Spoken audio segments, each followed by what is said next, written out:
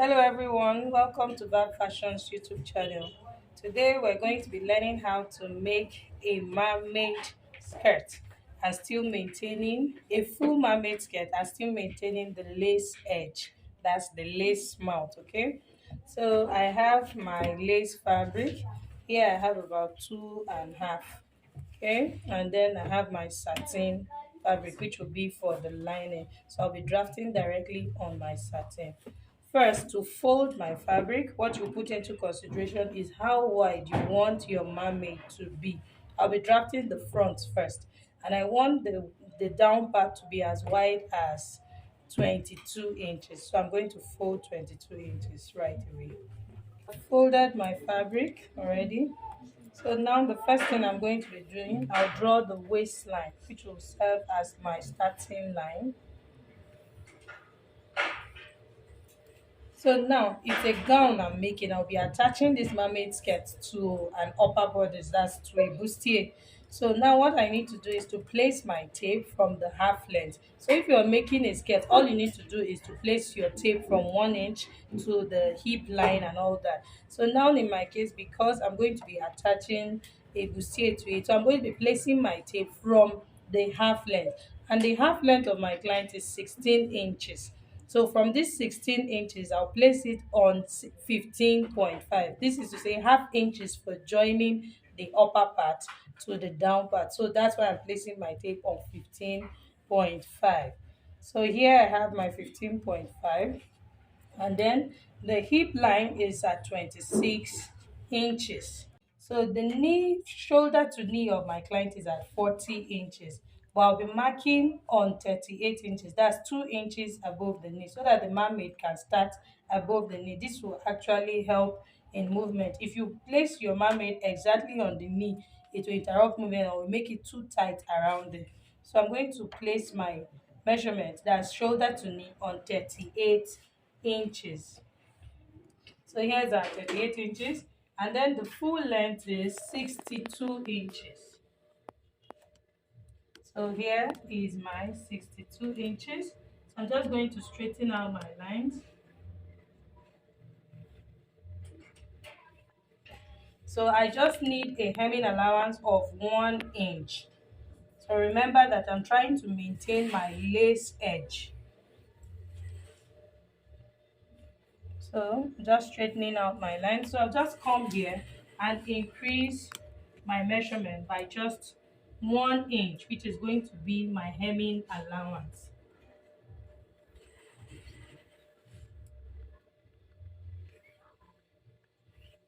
Okay, so now having marked out my vertical points, the next thing I want to do is to enter quarter of the waist measurement on the waistline. So quarter of the waist measurement is 7.5 plus my 2 inches for sewing allowance. Quarter of the hip measurement is 10.5 plus 2 inches for my sewing allowance. And then now this is the knee point. So whatever you have on the hip line determines what you'll be using on the knee point here. So here I have 12.5. I'll be subtracting 1.5 from it to enter it on the knee because you want to achieve the mermaid shape. So 12.5 minus 1.5, that will leave me with 11 inches. So you can do -2 depending on what you want to achieve. But for me, I'll be using 11 inches for this client. So here is my 11 inches. So I'm just going to go ahead and connect it this way, and then this way to the hip line here. So now we have this. So I want to open it up to this point. So remember, I opened up my fabric to 22 inches. So I'll come here now, place my ruler like this. From the knee to the hemline here, I'll open it up to my 22 inches. Can you see that? So it's that simple. So now I'm having opened up this way. So the next thing I want to do is to take my measurement from the knee line here. That's from the knee point here to the hemline here. I have 26 inches. So I will come to this side and measure the same 26 inches. You can see that because it's a slanted line, it's longer here. So here I have from the knee line to the hemming allowance, I have 26 inches. I'll bring back the same 26 inches to this point. So can you see that? So now I'll go ahead and curve it to meet this point. So before you go ahead and curve it to meet this point, you just get the midpoint. Remember that we folded our fabric we folded 22 inches. So the midpoint of 22 inches, that's 11. Okay. So now I'll use my pattern master and curve it to meet that point.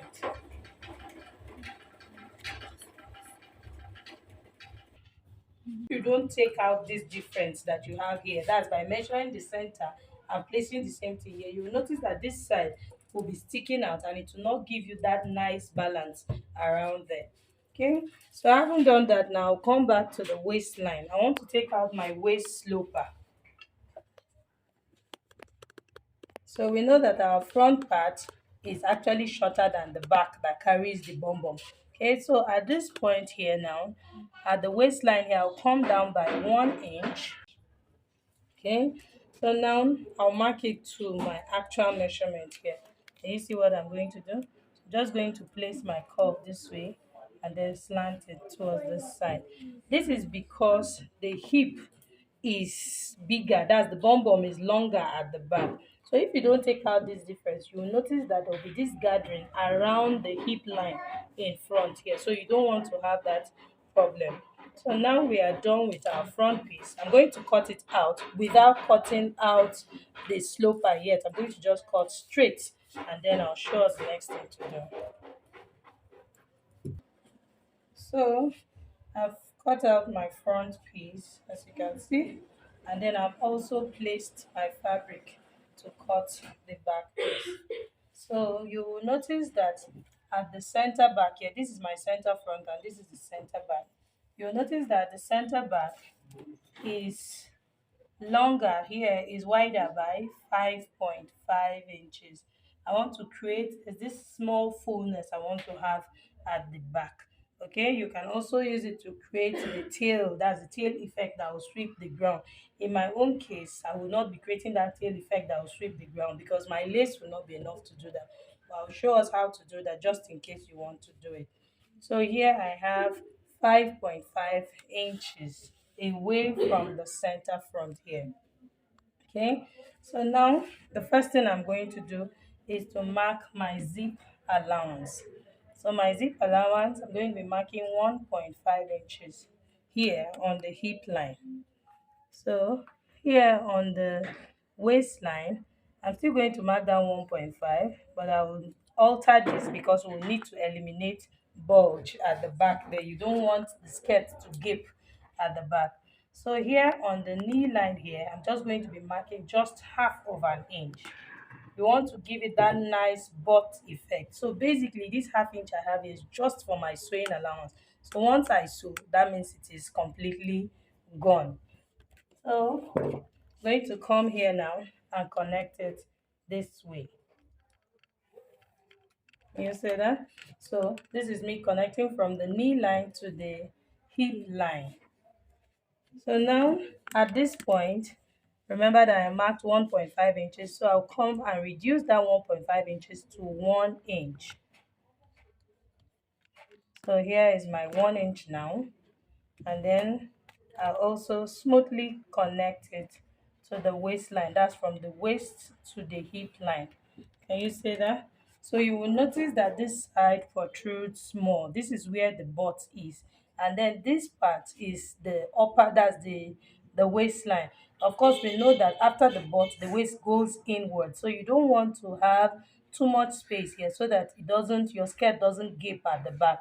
You want it to really sit flat. So this is why I removed that half inch. Okay, so every other thing will remain the same. So now what I will be doing here is, remember I said I want to open up the back a little by these 5 inches I have here. So all I need to do is to connect, I place my ruler this way. This is my knee line here, and then I will slant it down to the end here. Can you see that? So I've slanted it down to the end. So you notice that there's this small tail effect, but I'm not going to be making mine longer. So in a situation where you want to make yours longer, you can see my satin is longer at the back here. All you need to do now is to increase it by the length you want. Let's say you want to increase it by this 8 inches I have here. You come here now and mark your 8 inches. So by marking your 8 inches now, the next thing you're going to do is to place your ruler this way and connect it to this 8 inches. So you just curve this side like this. Can you see that? So this mark that we have here, of course, will have to slant down all the way to this hem. Can you see? So this is, you can see that the back falls lower compared to the front. But like I earlier said, that I just want to maintain the same length. My lace is short, so I don't have the lace to accommodate this, and that's not what the person wants. So now what I'll be doing is I'm going to connect my own marking. So all I need to do now is to also measure. Remember that here we took our measurement and we had 26.5. So I'll come here and bring it to the same 26.5. Can you see that? 26.5. Already I have this curve here. So all I need to do now is to just place my ruler this way, then blend it up like this. So you will notice that the back is just a little lower, just by half inch. Okay, so I don't want it to be straight. I want it to have that balanced curved look at the back. So if you want yours to be straight, all you need to do is to just take it straight like this, as straight this way. Okay, so it's that simple. But me, I'll be cutting on this slightly curved line. That's this just about half inch above the actual measurement. So you can see that I didn't do anything on this side. Everything just remains the same. So we'll go ahead and cut out our back pieces. So we're cutting the center back now. Can you see? So I'm cutting on my 1 inch for my zip allowance, and then here you can see it comes out, and then here also goes into the half inch here. Then I'll just follow this slanted line.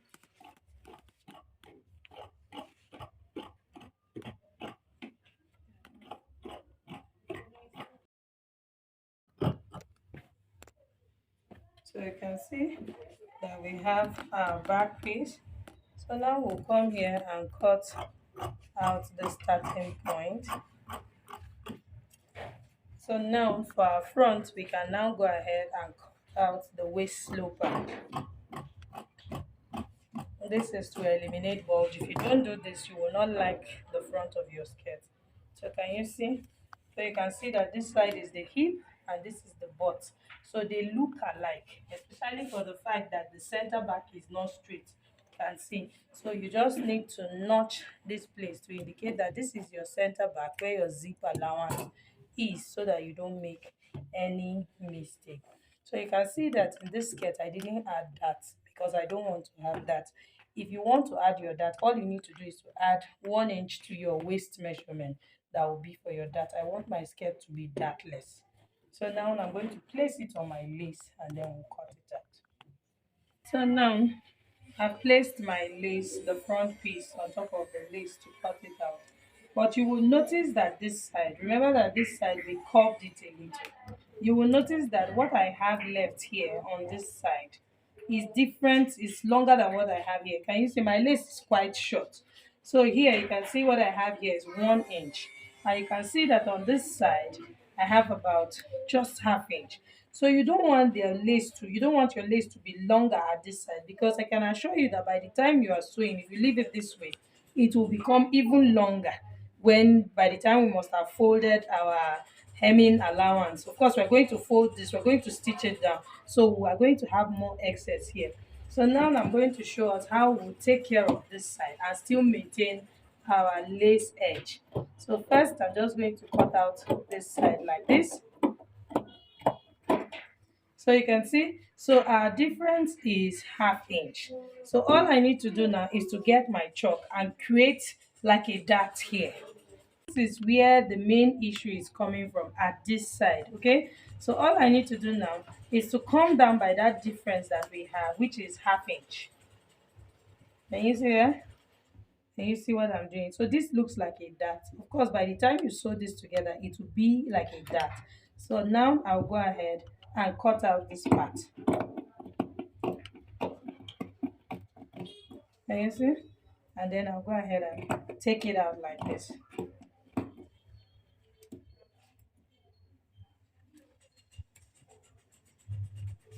So can you see? So this is the dot. This is what would have cost us that difference. So by the time I place it this way now, can you see? By the time because I'll be joining them back, can you see now that it's maintaining that curved balance that the mermaid has at the down at the other side? Can you see? It's maintaining the curved balance. So this is how to take care of the edge. So even if yours is longer than this, just take out the difference between them. Whatever it is you have here, that difference, that let's say you have 2 inches here and you have 3 inches here, just come here at this part, cut out 1 inch, create a dot. Okay, so can you see? So that's that for this part. So by the time we sew them together, we'll have that balanced mermaid shape that we want to achieve. So now I'll go ahead and continue with cutting out my front piece, and then once I'm done with this, I'll show us how to cut the back piece also. So you can see for my back also, can you see that the same thing, the same excess I have. So this is it here now. So all I need to do now, the difference you can see here is about half inch. You remember that I made the back a little lower by half inch, so that is why it's covering everywhere. So don't worry about that. So here I'm going to come here now and still remove the same half inch that I removed in front. So I'm just going to connect it like this also, and then like this. So I'll get my scissors,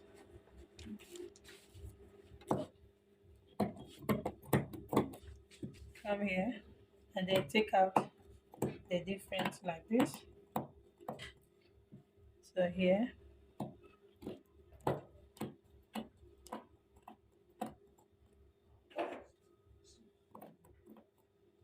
you can see that is out.